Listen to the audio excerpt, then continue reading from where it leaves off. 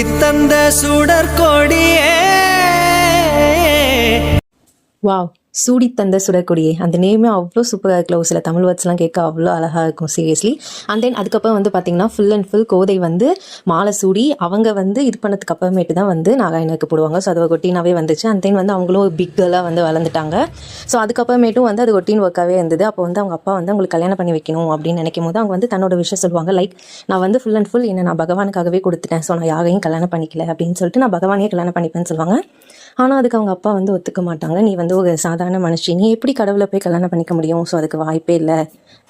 So நான் பார்க்குற பையனை தான் நீ கல்யாணம் பண்ணிக்கணும் அப்படின்னு சொல்லிட்டு ஒரு ஃபைட்டிங்லாம் பண்ணிவிட்டு விட்டுருவாங்க. ஸோ அதுக்கப்புறமேட்டு தான் வந்து கிருஷ்ணர் நாராயணை வந்து கல்யாணம் பண்ணிக்கணும்னு விரதம் இருப்பாங்க. ஸோ அதுதான் வந்து மார்கழி அந்த 1 மந்த் ஃபுல்லாக வந்து விரதம் இருப்பாங்க.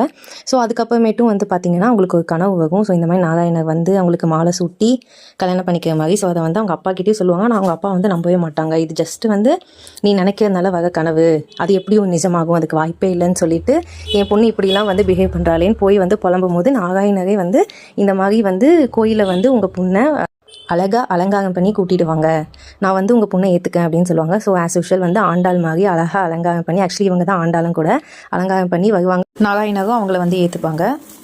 அவங்க மார்கழி மாதம் ஃபுல்லாக விரதம் இருந்து நாராயணரை இது பண்ணாங்க. ஸோ அதனால தான் வந்துட்டு மார்கழி மாதம்னாலே கோதை, ஆண்டாள் இந்த மாதிரி கோலம், அண்ட் தென் கிருஷ்ணர் கோலம்லாம் போடுவாங்க. அட்லாஸ்ட் ஆழ்வார்க்கு வந்து தரிசனமும் தருவாங்க. ஸோ இதுதான் கோதையின் கதை.